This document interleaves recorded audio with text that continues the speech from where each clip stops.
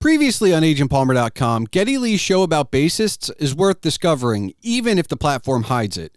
Coupland uncovers the future of Bell Labs and more in Kitten clone inside Alcatel-Lucent. And since last episode, I've seen Brian's feed feature more photos of paradise than a tourism brochure.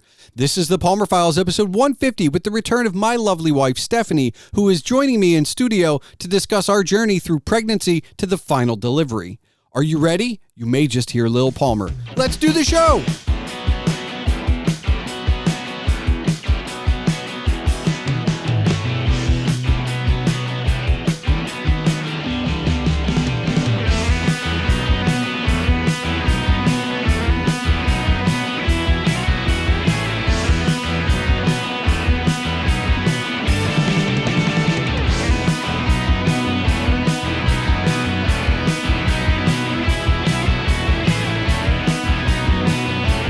Hello and welcome to the Palmer Files. I'm your host, Jason Stershic, also known as Agent Palmer, and on this very special 150th episode, my wife Stefanie has returned to join me in telling the tale of our adventures in pregnancy through to the delivery of our healthy baby, who, if you listen closely, will make their debut appearance on this podcast at some point in the background. We get real in this episode, and we talk about some things that, frankly, when they happened to us, we felt alone until we spoke to more people. And then we felt less alone. More on that later. The events of this episode are only a few months past, and this recording is only a few weeks past, and it still all feels like another lifetime. Time, as a construct, is more liquid and pliable than I could have ever imagined. But first, remember that if you want to discuss this episode as you listen or afterwards, you can find all related ways to contact us in the show notes. Don't forget you can see all of my writings and rantings on agentpalmer.com, and of course, email can be sent to thepalmerfiles@gmail.com. So without further ado, let's get into it. First comes love, then comes marriage. Then comes Palmer with a baby carriage. Yeah, we got one of them. In studio. A baby carriage? Well, a baby. Yeah. We got married, and then we did the next logical thing. We had a baby. Yes, the next logical thing. Yeah. This was not easy. You're saying it wasn't easy. I'm not even talking about the birth. We haven't even got it. I'm talking about the conceiving a child was not easy. Yeah, which came as a very big shock to me. Yeah, it didn't come as big of a shock to me because me being familiar with my body knew I had, I would say like issues with my hormones because I've never been diagnosed with any hormone issues or anything like that. But yeah, I do think my hormones are not quite right. So I wasn't not ovulating. But I wasn't ovulating correctly enough. Well, look. I needed help. Yeah, you needed help. I needed help. But before that. Yeah. In high school. Yes. Sex ed. For boys. Uh-huh. If you don't wrap it up, you're going to have a kid. Yeah. There's no try. The way they teach you. It's just, you don't do it, it's going to happen. It's going to happen. Immediately. So the idea that we had to try for a child was not what you expected. Shocking because I was like, and look, I've talked to parents in our age group as well. Same thing. Okay. Like the trying, ignoring your hormones. Mm-hmm. The trying is surprising. Yeah. Because you're just under the expectation that when you're ready, you just have sex and it happens. And there's no birth control involved. Yeah. Pregnancy happens. Yeah. And that did not happen. No. But then once we talked to people about us having to try and have additional help, which was in the form of a pill that I had to take, I don't like once a month. I forget. But I know it's already been like forgotten. So long. It's one of the reasons we're doing this now. So, but as I was saying though, like once we talk to people about having to try, and they're like, "Oh yeah, like we had to try," or it's far more common than even you thought. And not to start the episode on a downer. Yeah. But we were successful and unsuccessful. Yes. First, we were successful we became pregnant, and then it turned into a non-viable pregnancy within 6-8 weeks. It was around 7 weeks. It was seven and 2 days or something like that. Yeah. Nothing went in theory. Nothing went wrong. You didn't feel bad. We went in for a routine visit. And the doctor freaked out a lot more than we did. Yeah, he did. They did an ultrasound, and there was no heartbeat. And they're like, oh, okay, well there doesn't appear to be a heartbeat.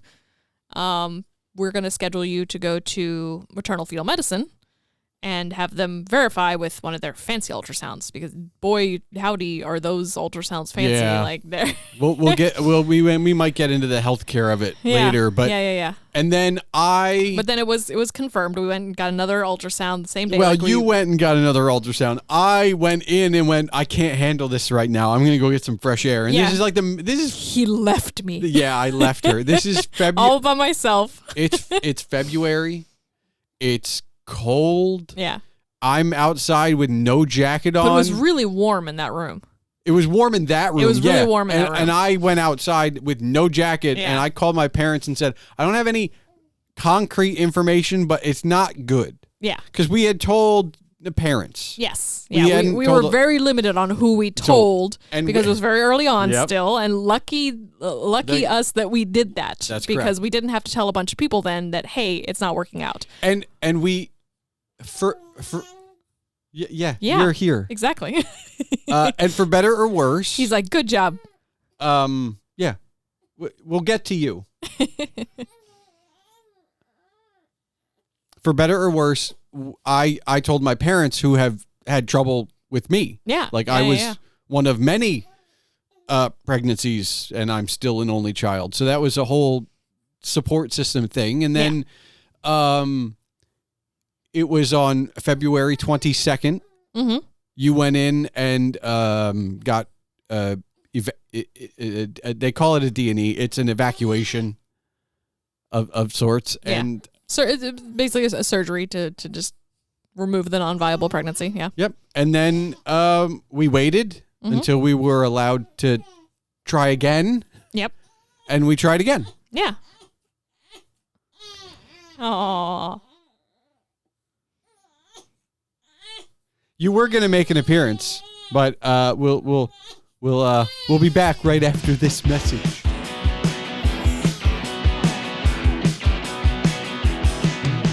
One diaper change later. I'm holding the child. Yeah. So February 22nd, we go in for I go in for the procedure, but you're there. You take me to the hospital. I do. We'll get to you. You come next. Anyway. And that was another thing that apparently a lot of people don't talk about it. We were fine talking about it. That we when we started talking about the non-viable pregnancy, I don't think there was any couple who had kids that we told. That also. There were a few that didn't. There were a few that were lucky, I guess, in that they never had to experience that. But like everybody, most of the people we told were like, "Oh yeah, we had one of those, or we had two of those." Yeah, we had a miscarriage or a non-viable pregnancy, or we know someone like that did, and so it's very common, but people just don't talk about it. Yeah, which is would have been a lot more helpful had people talked about it. Yeah, not like it was really early on in the pregnancy, like, and the second time we got pregnant, then it made sense why they wait until at least 8 weeks before they even consider it a viable pregnancy. And we waited even longer the second time around. To tell people. But I'm saying even the healthcare people, like the first ultrasound to determine whether it's a viable pregnancy with the new kind of doctor, because I had to change doctors. Healthcare. Because of insurance. Yeah. The previous doctor was no longer part of the network. So when I got the new doctors, they basically said, we don't schedule until 8 weeks. You have to wait. Here's the appointment. this will be your first ultrasound. Which was great because we had just been through this. Yeah. And it's like, oh, now you get to, now we're not going to tell you anything. Yeah. But I think I was always going to be nervous just because of my parents' experience and knowing my parents' experience. Mm-hmm. But when with this little guy, I don't know. I was good. Like, to skip to the end, I was good up after we got through the first ultrasound. I was good until the last month. Yeah. And then the last month I was a nervous wreck. Like, let's just get through the last month with nothing happening.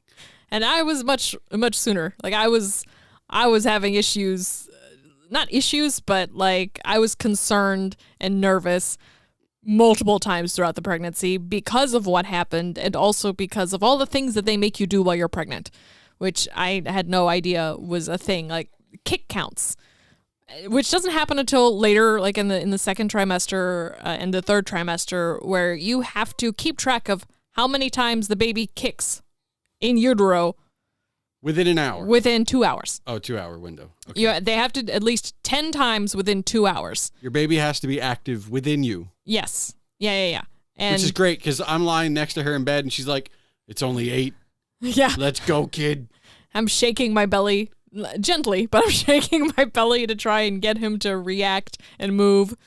And sometimes I got really used to him moving a lot right off the bat and getting the 10 kicks in 10, 15 minutes. And other times he would be very sleepy in there and wouldn't move around. And I'd panic and go, oh my God.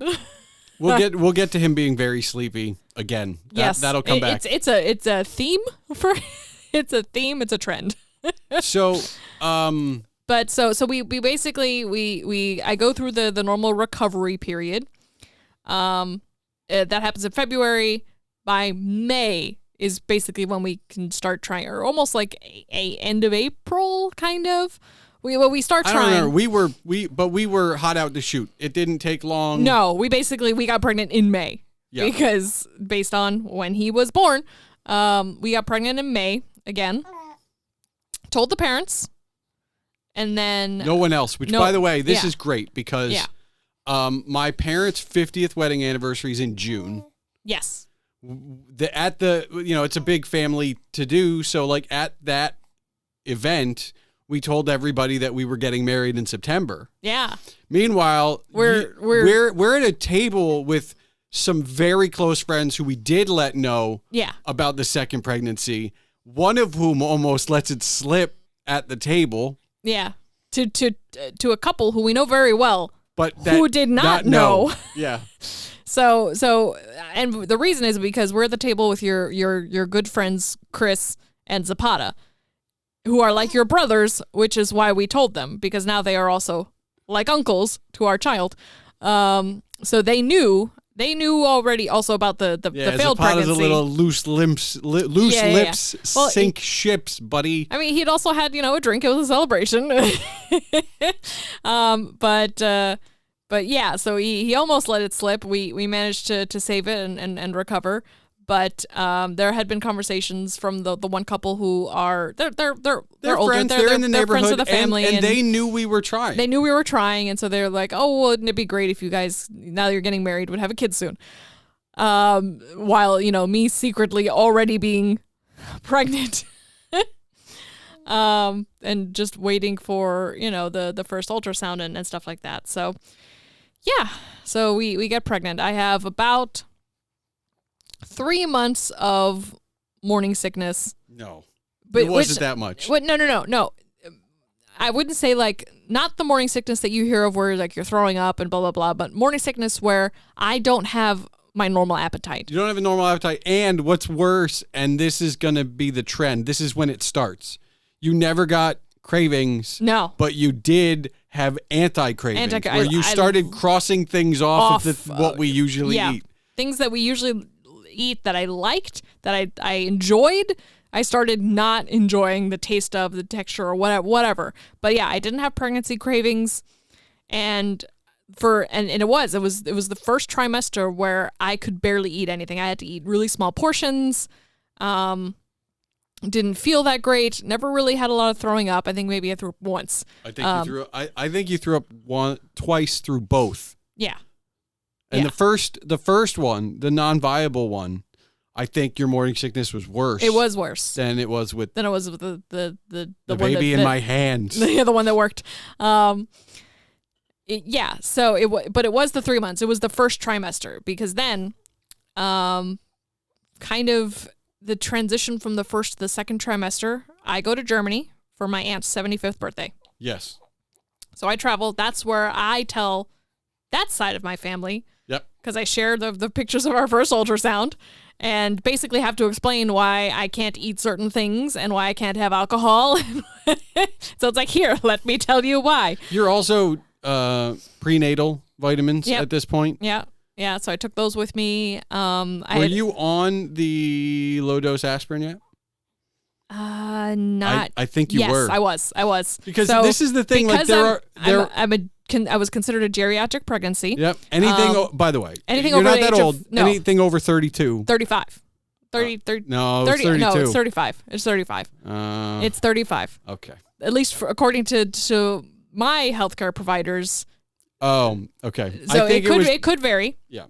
But for them, it was anything over the age of 35, and I was 37.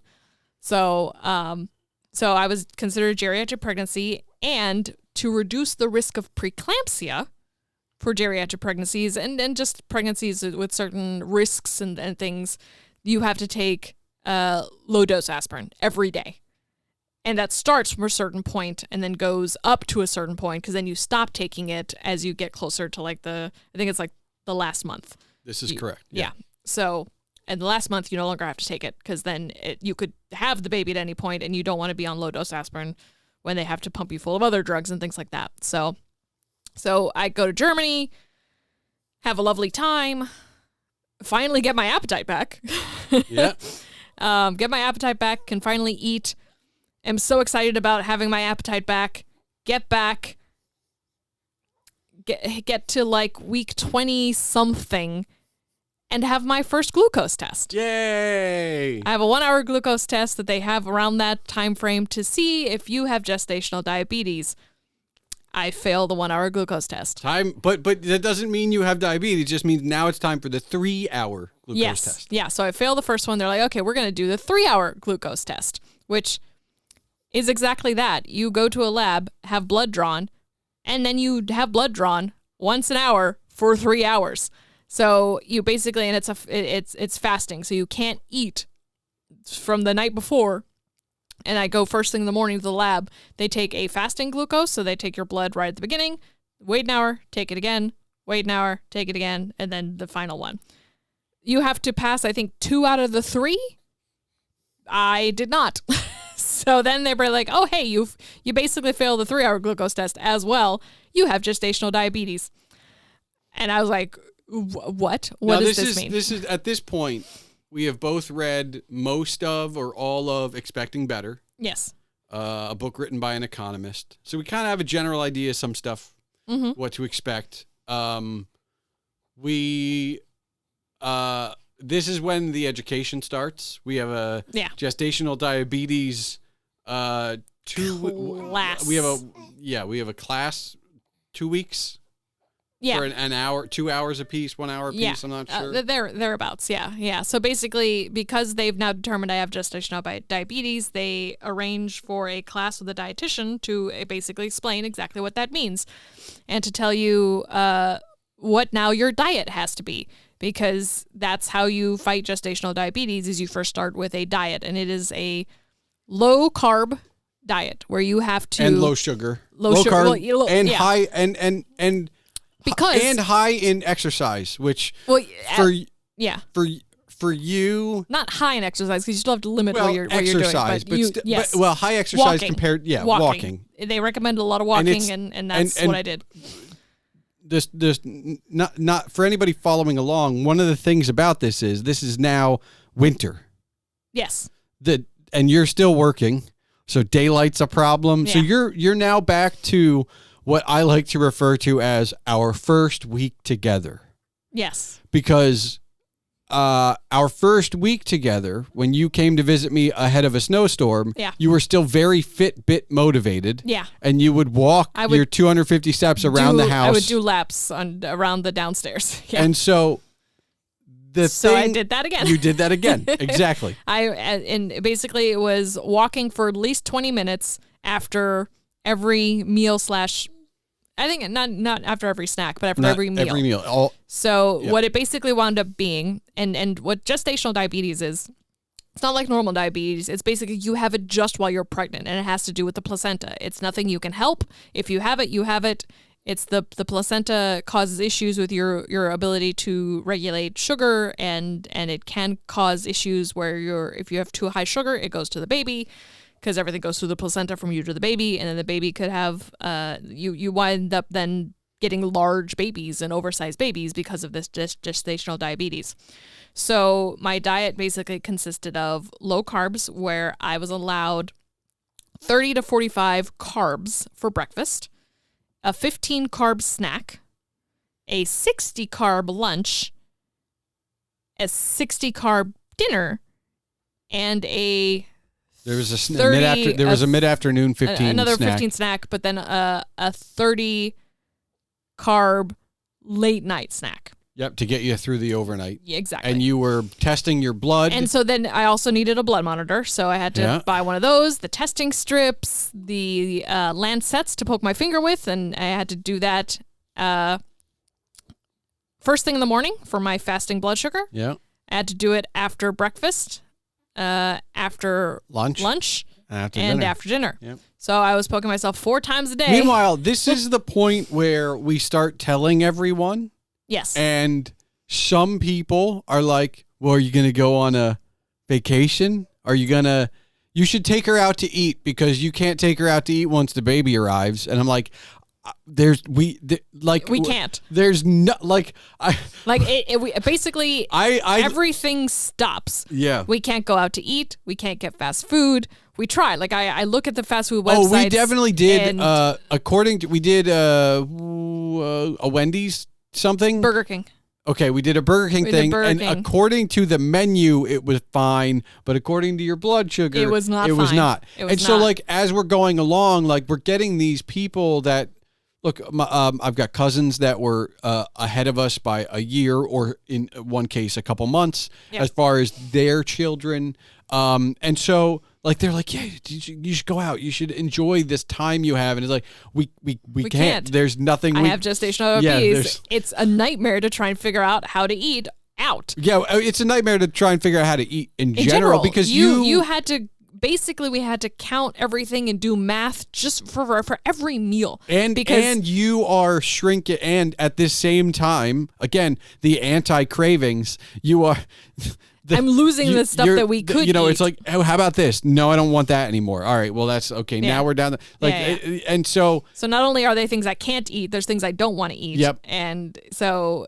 It's getting less and less and less and less. Thank you for basically just managing all of that and being like, you were already doing all the cooking, but you also did, I'll figure all this out. I'll count this up. I'll do this. I'll make sure that you get exactly what you need. It is kind of ridiculous. And it's not... I won't say it's an American thing. Yeah. Although Americans are, more obese than others, but like the idea of like you could have like soft tacos or fajitas.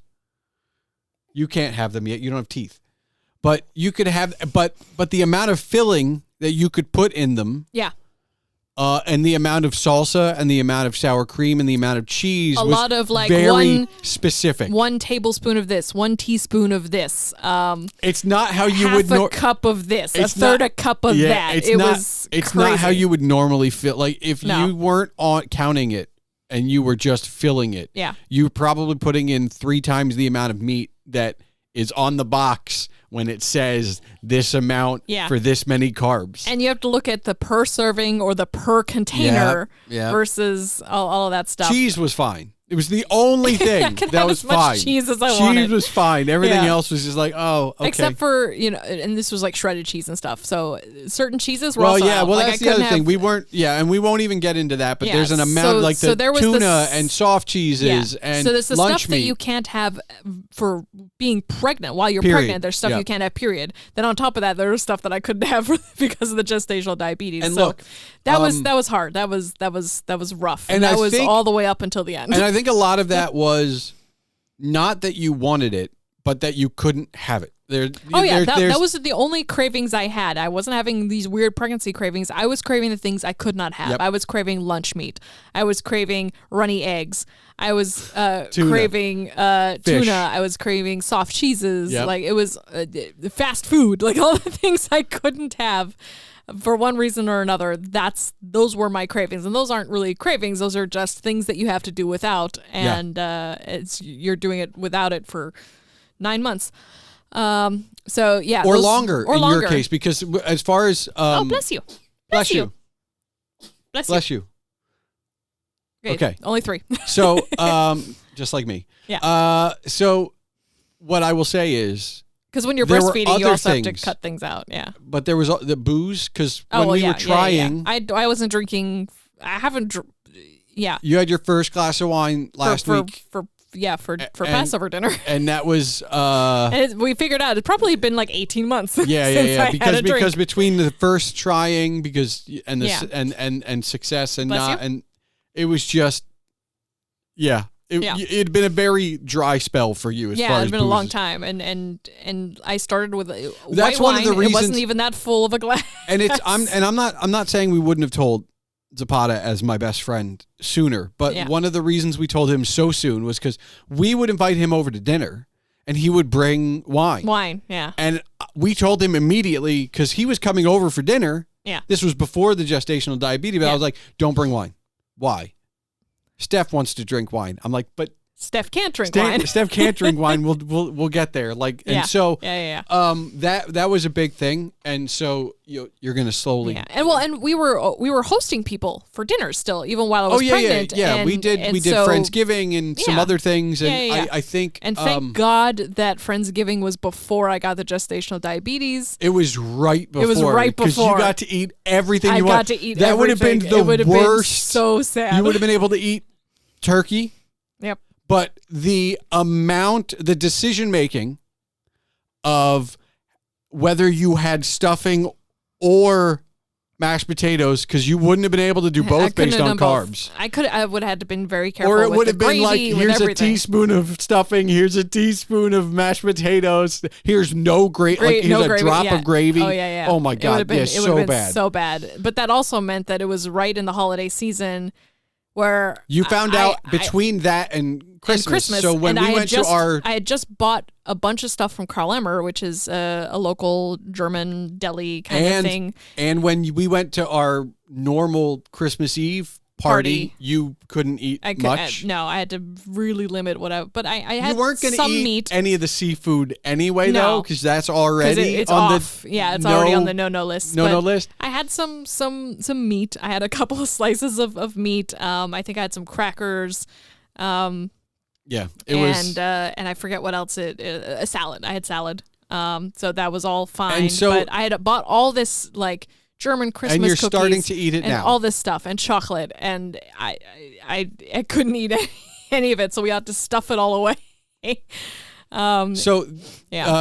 Thanksgiving turns into Christmas, turns into New Year's, and now we're in January, and we are within the final 2 months. Yeah, I am losing my mind slowly. I think we both are. As the because I'm getting bigger. It's getting hard to sleep.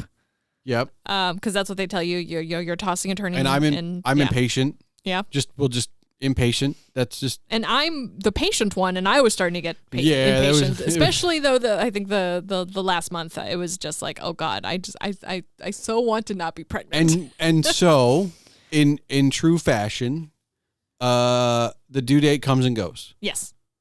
And you're still pregnant. Yep. And that was on a Sunday. Mm-hmm. And so Monday we had a regularly scheduled, like, let's see how it's going appointment. I think it was either It was either Monday or Tuesday. Because then they... No. I think it was because I remember talking to them the same day and they're like, hey, can you do tomorrow? And that was a Wednesday. So then it would have been Tuesday. Yeah. So Tuesday, we go in for the appointment. Mm-hmm. You are having contractions.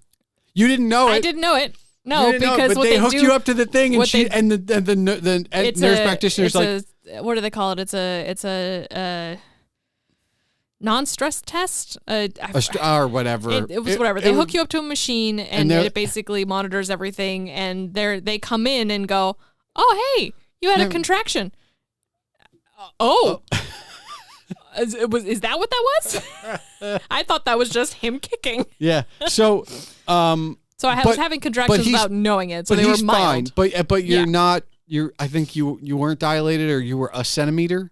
I think you were a centimeter because we told the parents, our parents, the grandparents, that you had started. So during that appointment, yes, they examined me and go, hey, do you want us to go ahead and try to move things along? Yeah, there's legitimately there's a swipe. It's a swipe. That's what she called it. They call it a swipe, where they stick a finger in there and like move it around, and that's supposed to try and help the water break. It's supposed to do something. I didn't understand. Whatever, whatever. But because it's one. I was 1 centimeter because that's about as big as so you can get a finger in there. And so we're like, yeah, go ahead. But nothing. Like we went home sneezy over here. Although that was at the other appointment, wasn't it? No, that was that appointment. Oh. But then they did it twice. Yeah, that was the day before. So no, they did it the week before. They did it. That's what I'm saying. They swiped you the week before and the day after whatever it was after his due date. Yeah. So they did it like at the 39-week appointment, and then the 40-week appointment was when still nothing had happened. So they did it again. They call. I'm on the phone with a very close friend. And you come down the stairs. I'm also on a work call. I'm on a work call with a colleague, and get a phone call and see that it's the hospital. I'm like, oh, I need to put you on hold. I need to take this. It's my doctor's office. I know that they're trying to schedule because we basically told the doctor we're done waiting. Like, do you want to schedule something? And we were like, yes, schedule the induction. Please. Basically, we're like, get this baby out. Let's do this because we've given him the opportunity to do it on his own. We're now wanting to do this because I need to be able to tell work when I'm going to be out. I need to be able to plan things. My insurance needs to know, and it's all this whole whoopla. So we schedule so they're calling me to schedule the induction. I tell my coworker I need to put you on hold, answer the phone. They go, hey, we can get you in tomorrow. And it's with basically, so there were 5 doctors I was seeing. In the practice, yeah. We got the doctor we wanted. You have to go through all of them, and I had like my list of favorites, and it was going to be with the favorite, the one that was at number 1 on the list. And they're like, we can get you in tomorrow. And then I was like, great, yeah, let's do that. Hang up with them, get back on the call. So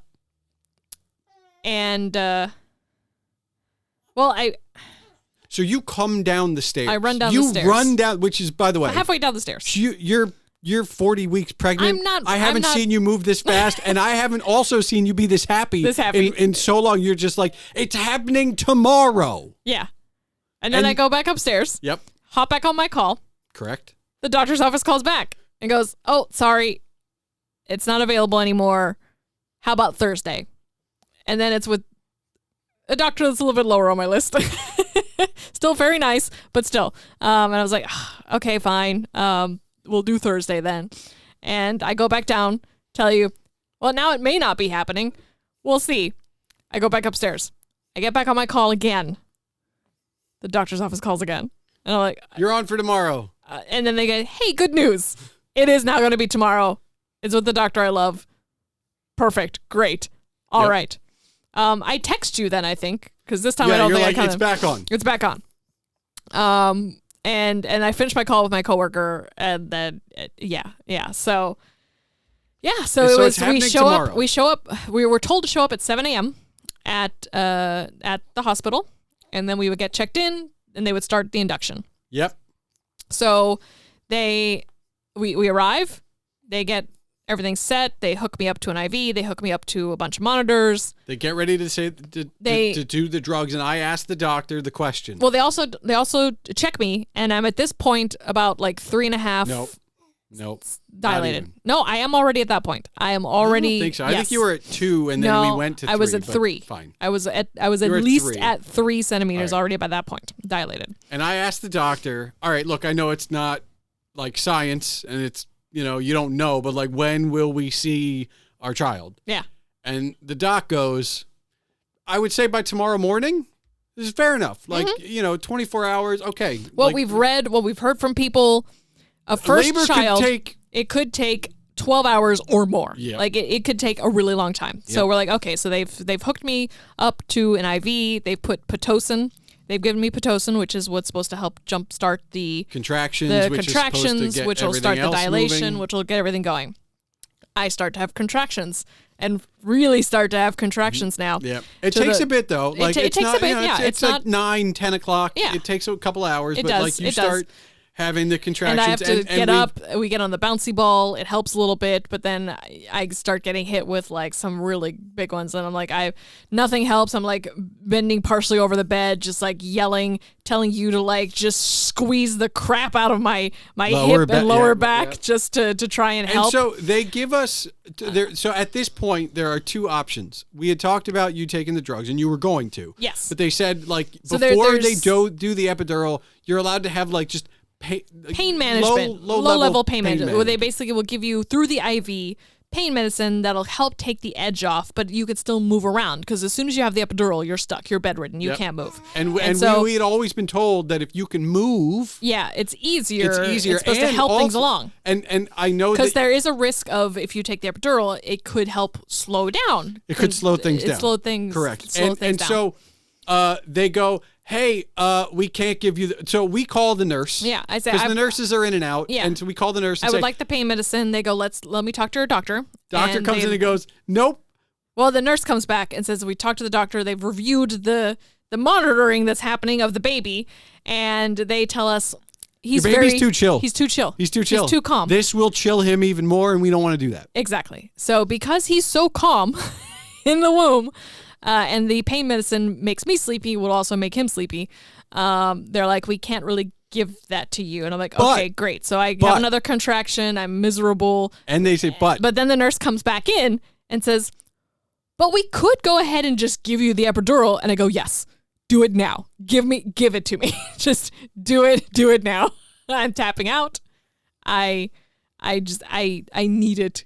Because if you're not gonna give me pain medicine, I'm like, I can't do this anymore. And like everyone too was like, if they give you the option, like do it. Like don't try to be like strong or whatever. And I'm like, I'm not planning on it because I know my levels. I've had these couple of contractions now. I'm like, this is gonna get worse. This is not even that bad yet. And I'm like, no. So they call the anesthesiologist.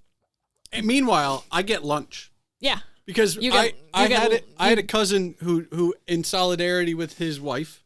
Good for him. Didn't eat. And I was like, I'm going to be no use to you. No. If I'm like. And I was like, I need you by my side. Yeah, there's all this an alert and helpful. And you need to be able to distract me from things. So the only reason I bring this up is because the anesthesiologist basically comes in around lunchtime. Yeah. Which is how everything else falls into place. Yeah. Because it's about.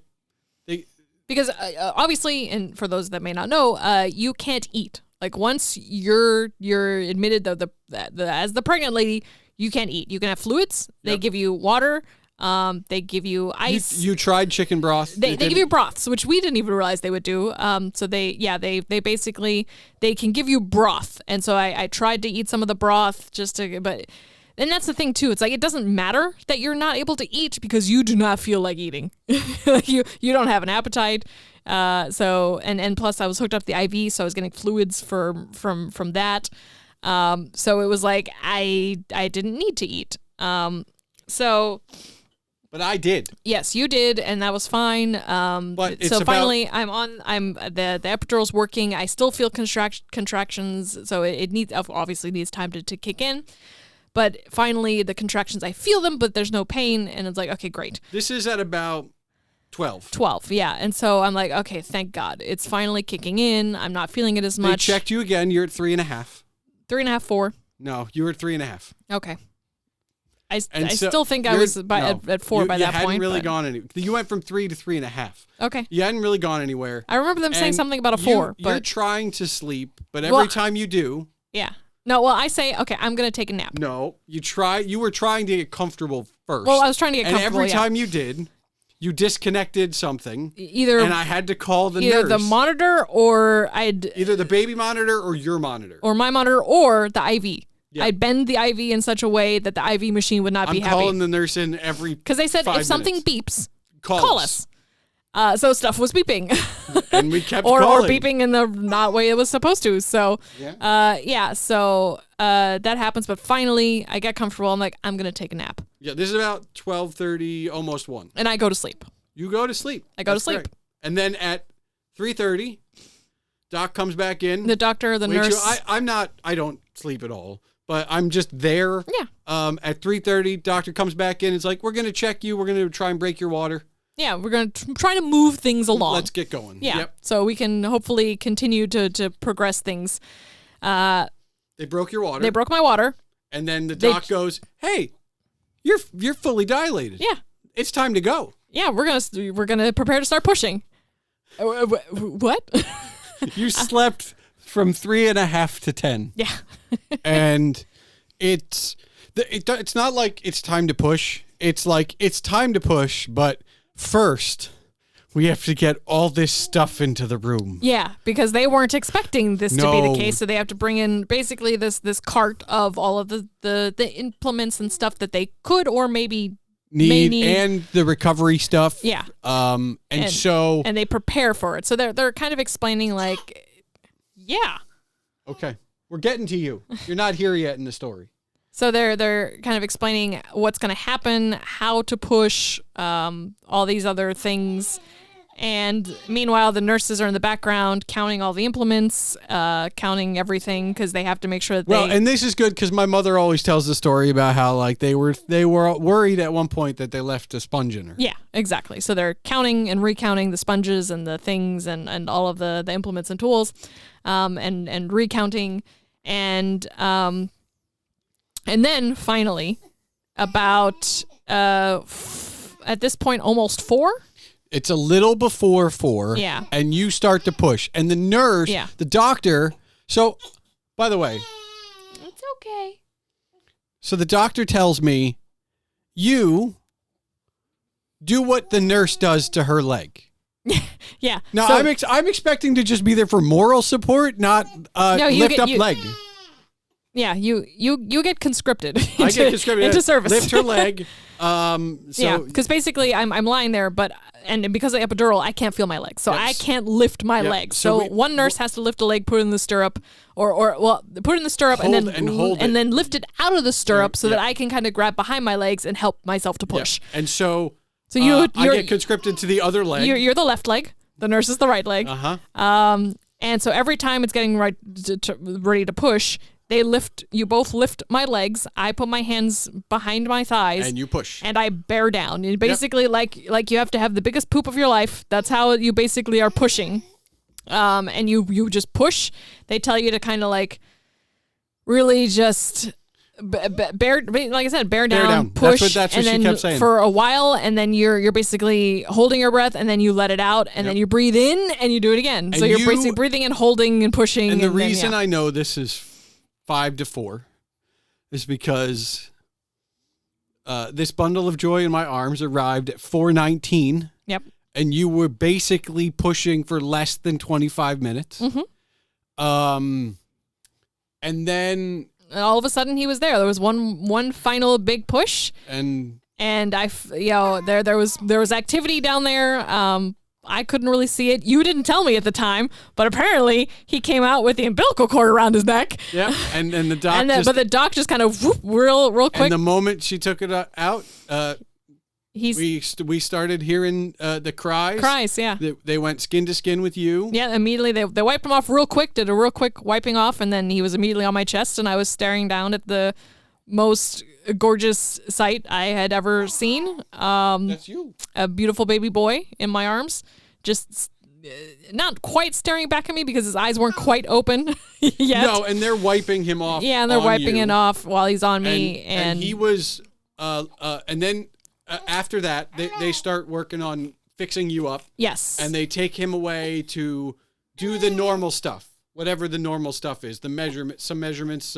Well, not even measurements. They temperature.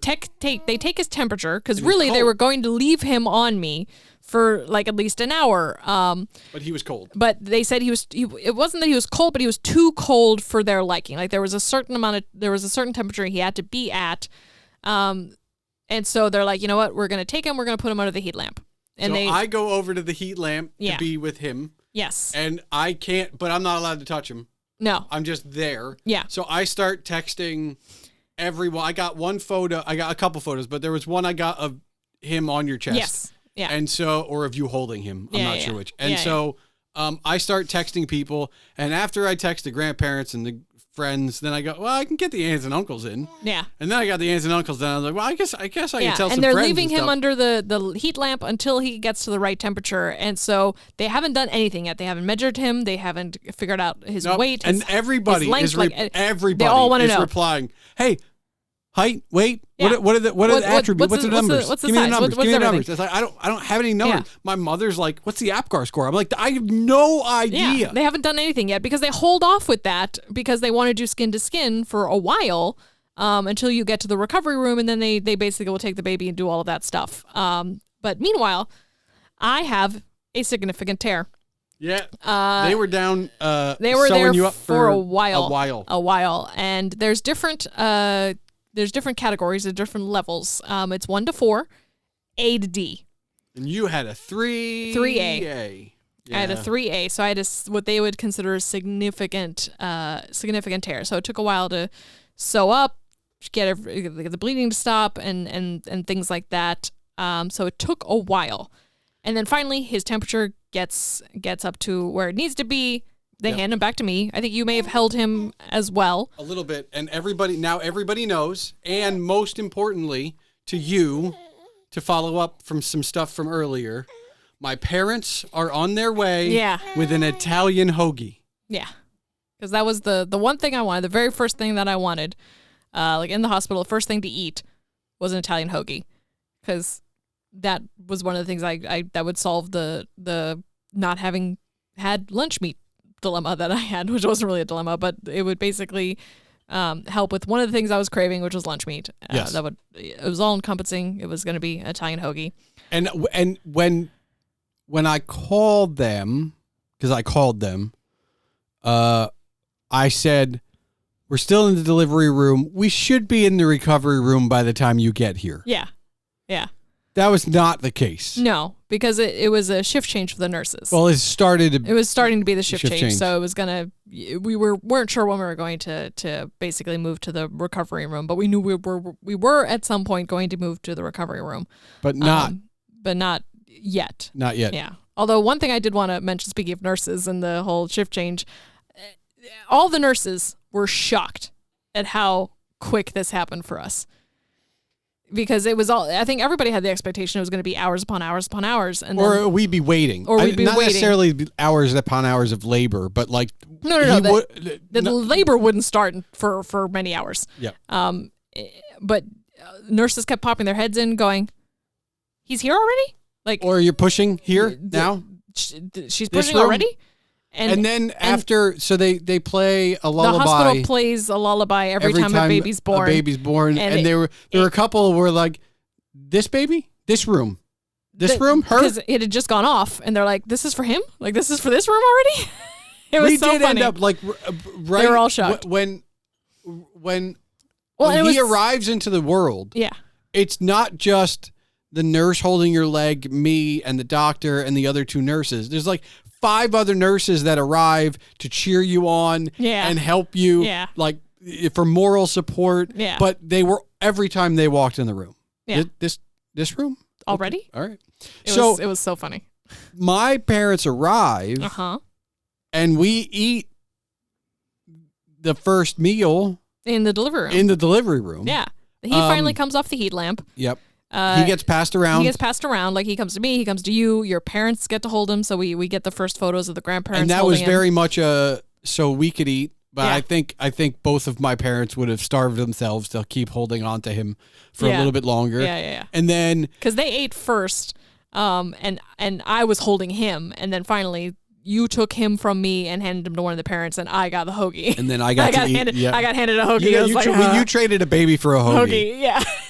And so they were with us for like an hour or two, and we're still in the delivery room, and they left around the time we start to get ready to move to the recovery room, at which was also around the time that visiting hours were ending anyway, so it kind of worked out. I think they were there maybe like 10 minutes afterwards, but the nurses didn't care. Like nobody was like ready to like kick them out. And we're getting ready to leave, and I was like, she still has a line in her back. Yeah, and they're like, oh, the epidural had been turned off for a while because they turned that off. Disconnect. No, it was disconnected from the machine and everything. Like it wasn't working anymore. I was still numb.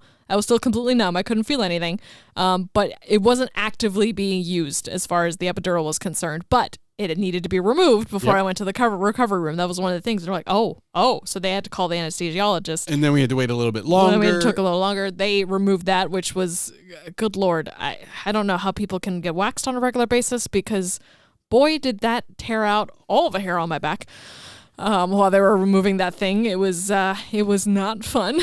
But they were pretty quick about it, and because I was still partially numb, like I could still feel it. Like it was rough to have that stuff torn off my back. Then we finally end up in the recovery room, and that at this point they take him for all of the measurements, the scores. That's when they take him slightly ahead of us. Yep.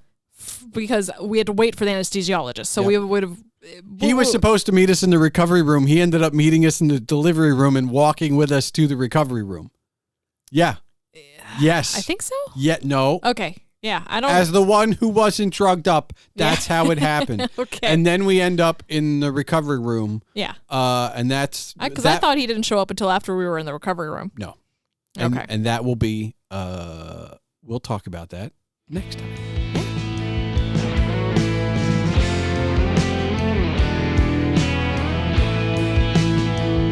As many of you know, my process is to work ahead. So I was well prepared for the first few months of fatherhood as far as taking a break from recording this podcast.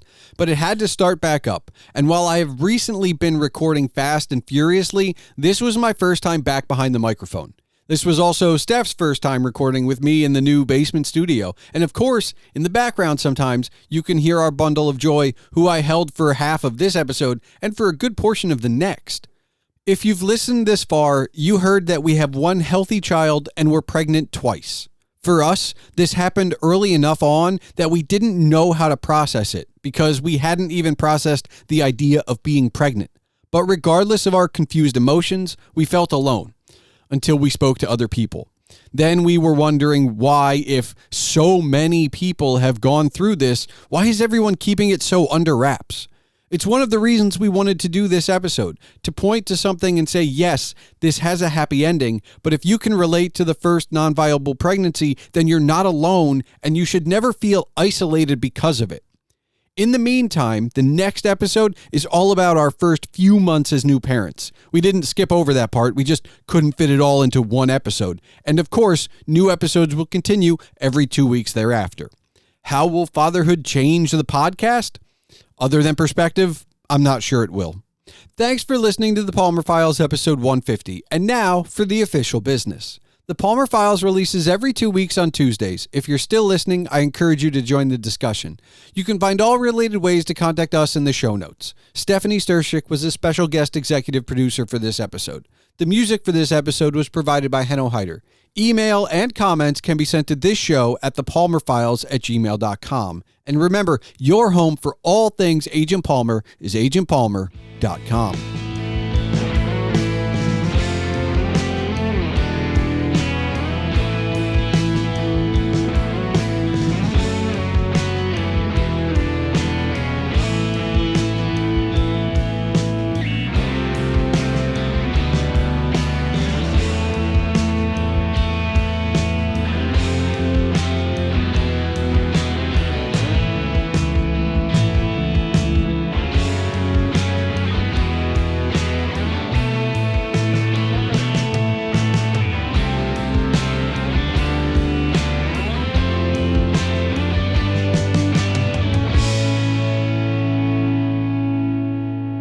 All right, Steph, do you have one final question for me? Yes, and I'm going to ask this on behalf of people who have already asked us this, because this is not something that I would normally ask because I know the answer. But the question is, are we going to have another one? One and done. One and done. One and done. Easy. It's like, no, we definitely don't want another one. No, and we talked to nurses that were like, yeah, you forget all the pain. Yeah, you basically get amnesia. Like, mothers get amnesia because we would never want to do it again. Yeah. I already don't want to do it again. The amnesia may not be working for me because I remember exactly. I may have not remembered it takes a little bit, but pain, we're also in the, that's what another episode is for. Well, yeah. Is we're in the not sleeping necessarily, and that's a whole different thing. Yeah. Well, plus they tell you to wait a while before you have another one anyway, so I guess by that point, the idea is that you don't we're necessarily still a little too close remember. for the amnesia to really kick in, but we're no, not even 2 months yet. Yeah, so. we're one and done. But we're one and done. Yeah. And people are like, "Are you sure?" It's like, yeah. No, we were already thinking that beforehand. I mean, you're an only child. I'm not, but I'm fine with him being an only child. Yeah. It's fine. It'll work. It's fine. We are not the youngest of parents. No, and so we don't exactly have time. And considering what I would consider complications, the gestational diabetes, I wouldn't want to do that again. The risks of a geriatric pregnancy. I'm already 38 now because I had my birthday in January. So while I was still pregnant, I went from 37 to 38. And then he was born shortly after. So so I'm younger than you. But not by much. Yeah. By like 4 years. And just the one. I don't want to know what possible complications and things could happen if we did have another one. And it's like, no. And I'm fine with just having one child. So am I. Yeah. So there we go.